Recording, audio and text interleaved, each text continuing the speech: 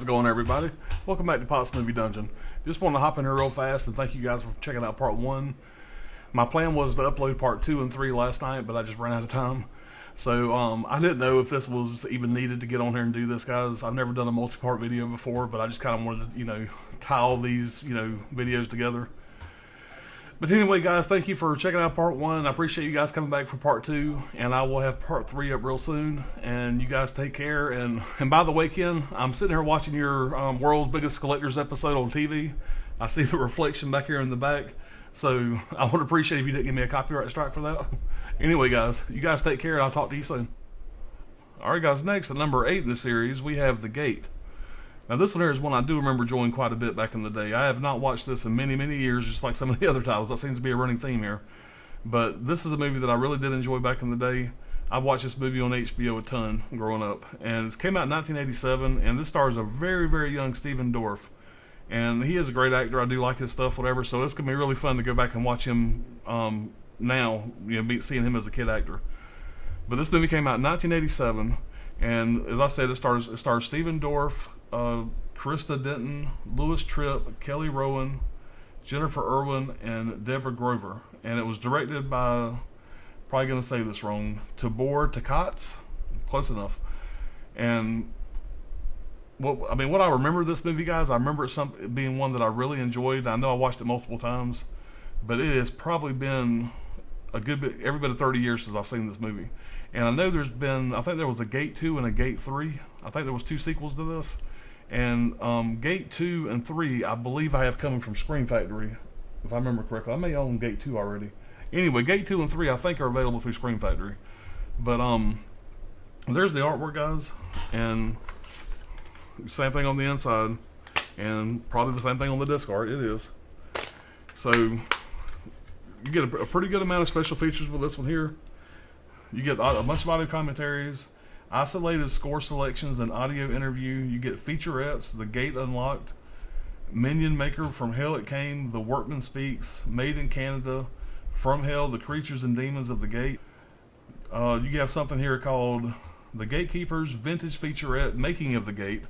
So it'll be neat to go back and see maybe some old interviews of Stephen Dorff, whatever, to kind of see, knowing he turns out to be a pretty successful actor. That'll be neat to go back and see. I always like stuff like that. You get a teaser trailer, theatrical trailer, TV spot, storyboard gallery, behind the scenes still galleries. So this being one of Vestron's bigger releases, I'm assuming they went a little more all out on the special features, because they do seem to have more than some of the other releases. But this year so far is probably one of my highest recommends in this list, just from what I remember of it. I do want to go back and see it, but I know this is definitely a cult classic, and there's a lot of fans of this movie, guys. So that's number 8 in the collection. Alright, guys, moving on. Next we have number 9 in the series. We have the Wishmaster Collection. Now, there is 4 movies in this set, and I've only seen the first one. I've never seen any of the sequels. At least, if memory serves, I've never seen any of the sequels. But the first movie is kind of interesting. It stars Robert Englund, and it also has, what is his name? Scrim. I can't remember his first name. I apologize, guys. Angus Scrim. He's as the tall man from the Phantasm movies. And this movie says, and I don't think he has anything to do with this. I didn't dig too deep into this before I did this video, but on the poster it says Wes Craven Presents. And I think that's just the marketing strategy. I know that there's been a few other times I've seen that. Like, there was a movie called, I think it was called Big Bad Wolf, and on the cover of it, it says Quentin Tarantino Presents, which, of course, I'm a sucker like that. It made me want to watch it. The movie was okay. I know when I first seen the trailer for Hellraiser, there is a quote in the Hellraiser trailer where Stephen King says Clive Barker is the next greatest thing, so to speak, and which made me want to really watch the movie more. So I think Wes Craven's name on the poster here is kind of just a marketing ploy. If I'm wrong about that, guys, feel free to let me know. But this movie stars Tammy Lauren, Andrew Devoff, Angus Scrim from Phantasm, Jake McKinnon, Greg Funk, Richard Assad, and the great Robert Englund. And Robert Englund, I don't remember how much he's actually in this movie. What I do remember about Wishmaster is that it had a lot of great gore for the time, and some pretty good special effects from what I remember. I mean, I wish I could say I've seen this movie recently, but it's been many years. I know you guys have heard me say that a few other times with these other titles, and I apologize. I just hadn't had time to go through all these yet since I bought them. And I mean, I just started collecting these last year in my defense. And so, I mean, I've had them on my shelf now for probably 8 or 9 months. I really don't have too much of an excuse, but I've bought a lot of crap over the last year. But anyway, guys, Wishmaster Collection, I'm going to dig into this, and hopefully down the road I can give you guys some more information. So, moving on, guys, that is the Wishmaster Collection. Alright, number 10 in the line, we have the Unholy.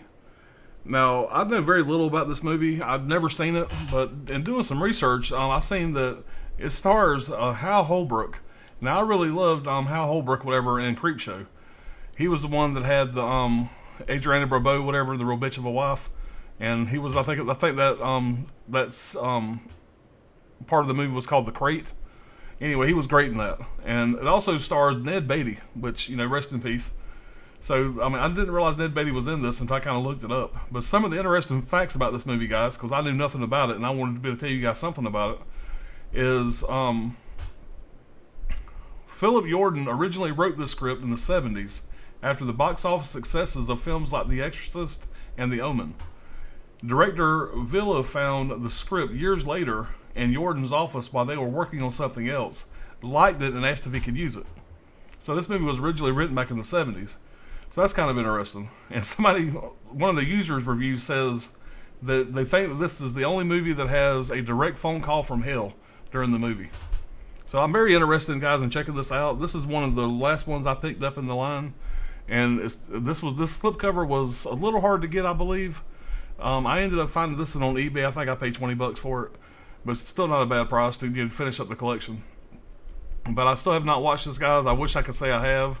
There's a pretty good amount of special features on the back. I'm not going to go through all that because I'm trying to speed this up a little bit. But that is the Unholy, guys. And hopefully this is worth a watch. We're moving on.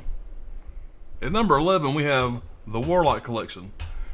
Again, this is another movie that I have seen part 1 many times, but I've never seen the sequels to this movie.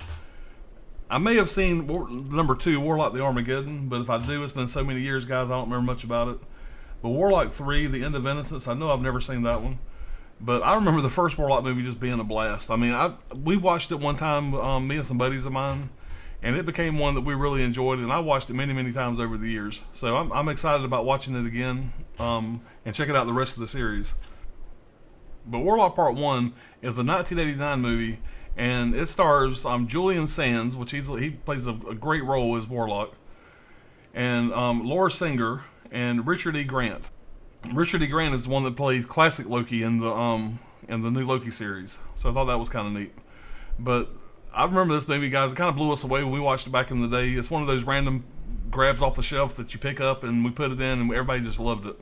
And I think I probably rented it 4 or 5 times over the years way back in the day. I want to say I've seen Warlock Armageddon, like I said before, but I don't really remember, so I can't say much about that, guys. But these movies came out in 1989, Part 2 came out in 1993, and Part 3 came out in 1999. So over a 10-year span, guys, they have the trilogy complete, it looks like. And it basically just says here, it says special features for all 3 films. You have behind-the-scenes footage, trailers, galleries, and more. Doesn't give a whole lot of details, guys. But this is one that I'm definitely looking forward to. I am sure that Part 2 and Part 3 do not hold up to the original. But, I mean, I'm looking forward to checking them out regardless, guys. And I'm really looking forward to seeing the Warlock Part 1 again. I just remember it being a lot of fun. So that's what we got, guys. That's number 11. And we are moving on to number 12. Next on the list, guys, at number 12, we have Slaughter High. This is a 1986 movie. And it was directed by George Dugdale. And it stars nobody big here that I recognize, guys. Carolyn Monroe, Simon Scudmore, Caroline... I can't even pronounce her last name. Anyway, basically, this movie here was filmed over in England, and all the cast was an English cast, except I think for one person. But basically, they all had to use fake American accents to make people believe it was filmed in America. The original name of this movie was going to be April Fool's Day, but that movie had already gotten rights to be made into another movie. That title was going to be used for another movie, so they had to change it to Slaughter High.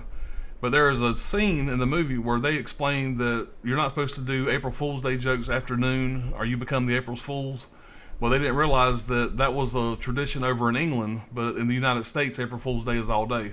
So that's another little thing. Another interesting thing, guys, is filming on this had to be closed down for one day because the special effects one day alarmed the Secret Service, United States Secret Service that was close by. Supposedly Ronald Reagan was visiting the area and something had set off an alarm for the Secret Service. And so they had to close down production for one day so they could make sure everything was secure. So that was kind of interesting. But I wish I knew more about this, guys, but unfortunately I don't. But I'm sure, I mean, this is another title, guys, that I remember seeing this cover all over the video stores back in the day. And there was just too many movies. Just too many movies, not enough time, I guess. I don't know, but I've never seen this one. But again, I own it. Gonna watch it one day. Is what it is, guys. Pretty good amount of special features. You guys can see the block there. I'm not gonna go through all that. But that's number 12, Slaughter High. Number 13 in the collection is Gothic. Again, here we go again. I've never seen this movie, guys. Now, but I do remember that weird-ass little dude on the cover there for years, and I would pick it up, and I would look at this, I'd put it back on the shelf. I don't know, something about that just never appealed to me for some reason, but, you know, I had to get it. It was in the collection, so now I'm going to watch it. Just hadn't done it yet, guys. But this here, basically, it says, the Shelleys visit Lord Byron and compete to write a horror story. So, I don't know, guys. I mean, it's, I don't know much about this at all. I know it does star Gabriel Byron, I can't ever say his name, Gabriel Byrne. And it also stars Julian Sands, who we just talked about in Warlock. And this is also directed by Ken Russell, who we talked about earlier. He did The Lair of the White Worm. So, pretty good amount of special features, about the same as the other stuff, guys. Looks like they have a couple new featurettes. I'll read the synopsis real fast because I ain't really giving you guys any good information on this one at all. It says, 1816, a sprawling villa in Switzerland is the setting for the night of the haunted summer, when 5 famous friends gather around an ancient skull to conjure up their darkest fears. Poets Lord Byron and Percy Shelley, Shelley's fiancée, Mary Godwin, Mary's stepsister, Claire Claremont, and Byron's friend, Dr. John Polidori, spend a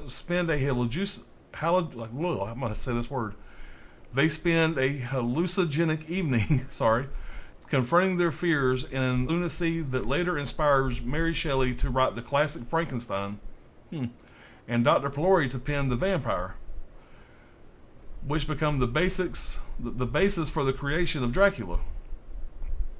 One fateful evening, 2 legends were born in Ken Russell's Gothic. Wow. You know, that's crazy, guys. I don't think I've ever read that synopsis before. That actually sounds really interesting. So yeah, I'm going to check this one out. Y'all please let me know if that's worth anything or not, but that synopsis sounds great. So anyway, that's Gothic, guys, at number 13.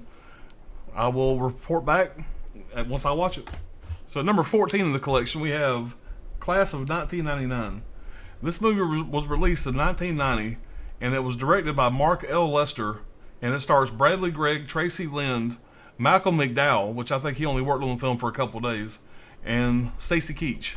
I like Stacy Keach. He's a good actor. And this movie is a direct sequel to the Class of 1984, which is one of the Scream Factory's collector's editions.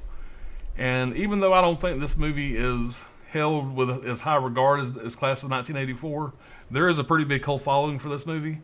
I have seen the Class of 1984, and I want to say I've seen this movie, but if I've seen it, it's been many, many years ago, so I don't remember that much about it, unfortunately.